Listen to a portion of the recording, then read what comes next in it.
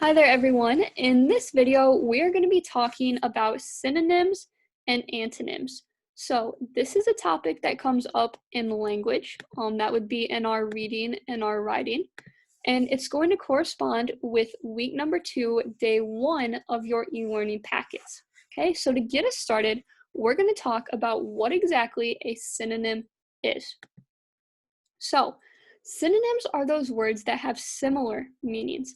The way that I like to think about it is synonym, similar. They both have that same beginning sound, right? That sound. Okay, so synonyms are words with similar or the same meanings. Some examples would be smart. So words with similar meanings would be intelligent, brilliant, genius, wise, right? All of those would be words that have similar meanings to smart. They would all be synonyms. Okay, another example would be big. Some synonyms for big would be enormous, giant, large, huge, right? Those would all be synonyms because they all have similar meanings. And then lastly, we have cold.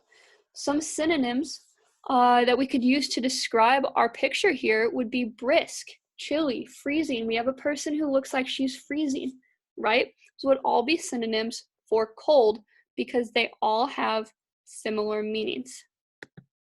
Now let's take a look at antonyms. Antonyms are going to be those words with opposite meanings, okay? So some examples of that would be smart, and then dull, foolish, unintelligent, right? Those words have opposite meanings. They do not mean the same.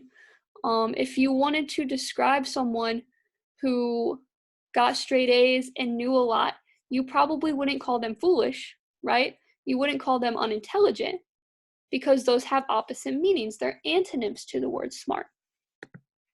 Some more examples would be big, and then the antonyms would be small, little, tiny, right? Minuscule. Those would all be antonyms for the word big because they have opposite meanings. And then we have cold. Some antonyms to describe our picture here would be warm, hot. This sun looks like he's burning up, right? Those are all antonyms because they have opposite meanings. So to review real quick, a synonym is going to be a word with a similar meaning. An antonym is going to be a word with an opposite meaning. So if we look at our packet here, okay, and we look at problem number 1 on day 1, page 2, day 1 continued, it says find the antonym for each word. Each antonym in the word bank, which I've included right here, will only be used once. Okay, now the sentence says every day Anton methodically makes his bed, making sure not to miss a single step in the process.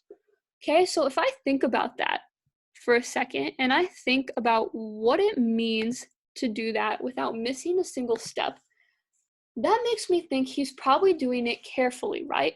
So I think that a synonym for methodically would probably be carefully, right? So my synonym would be carefully.